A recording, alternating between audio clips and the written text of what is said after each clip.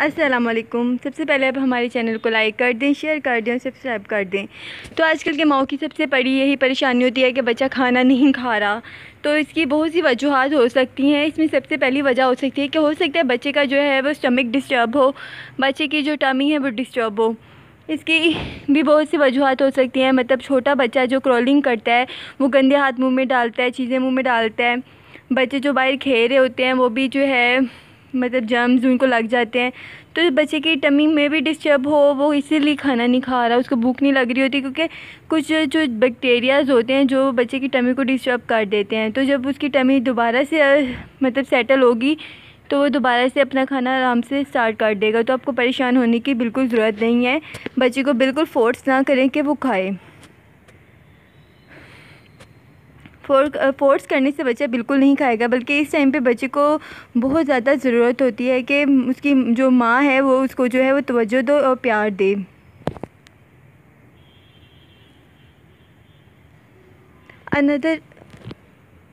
Another reason हो सकती है कि हो सकता है बच्चा आपका कॉन्स्टिपेशन उसको हो या गैस हो। अगर जो है वो कॉन्स्टिपेशन या गैस का मसला हो तब भी बच्चा जो है खाना पीना छोड़ देता है, उसको भूख नहीं लगती।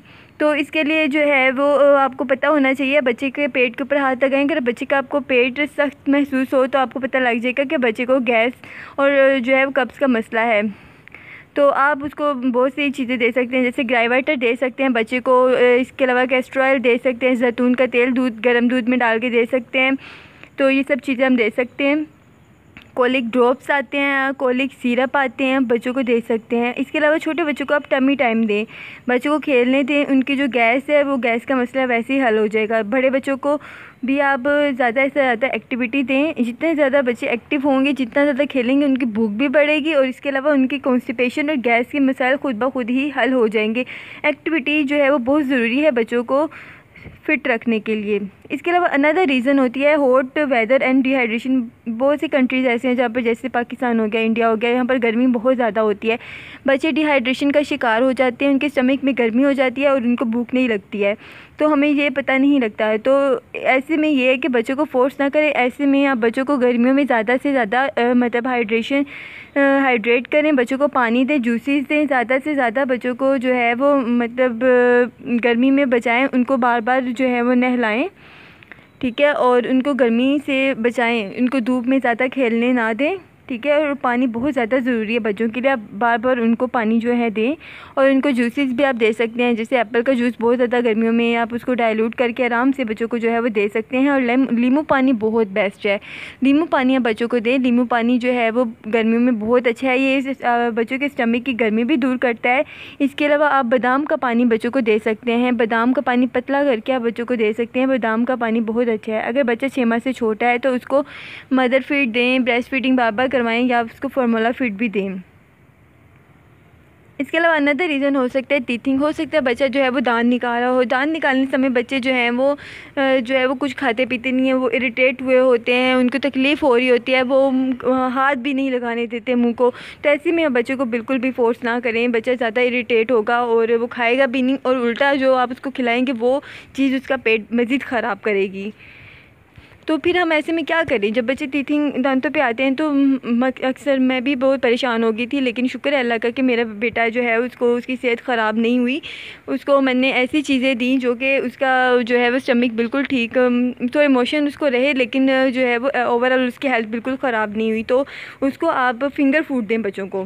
एप्पल हो गया, बनाना बहुत अच्छा है। आप फिंगर फूड्स दें जो कि डाइजेस्ट भी हो जाएंगी और बच्चे जो है उसको खाते हुए इरिटेशन भी महसूस नहीं करेंगे।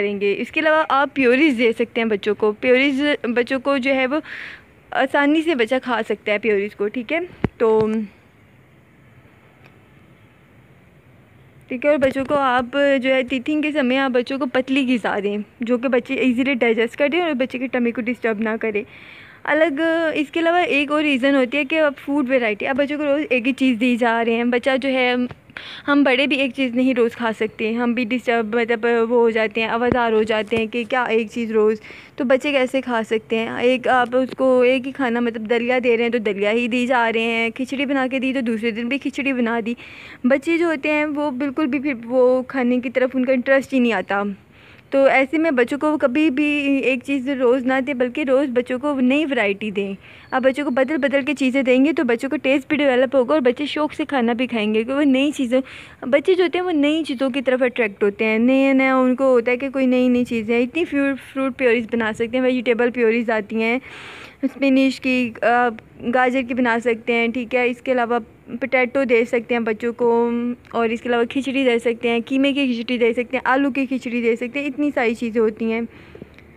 और डोंट फोर्स बेबी फॉर ईट, कभी भी बच्चे को खाने के लिए कभी भी फोर्स ना करें। आप बच्चे को फोर्स करेंगे, बच्चे का वहीं पर दिल जो है उकता जाता है। बच्चा कभी भी आप फोर्स करेंगे, बच्चा कभी भी नहीं खाएगा, बल्कि उल्टा वो जो है वो इरिटेट होगा और वो खाने से दूर भागेगा। आप बच्चे को जो है वो खुद से जो है वो खाने दें, उसको प्यार से राग़िब करें, उसको ऐसा इन्वायरमेंट, मतलब आप उसको छत पे ले जाके खिला सकते हैं, इधर उधर के उसका ध्यान बिठा के उसको खिला सकते हैं, लेकिन उसको फोर्स ना करें, बल्कि उसको ध्यान बिठाएं, उसको टॉयज़ दें, या उसको इधर उधर कोई बर्ड्स दिखाकर, इस तरह की चीज़ें दिखाकर आप उसको खाना खिला सकते हैं।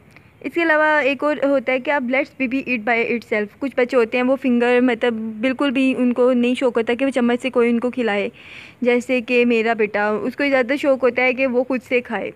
ऐसे बच्चे वो ज़्यादा अच्छे रहते हैं कि जो कि जिनको खुद शुरू से ही हैबिट होती है खुद से खाने की, तो आप बच्चों को खुद से खाने दें।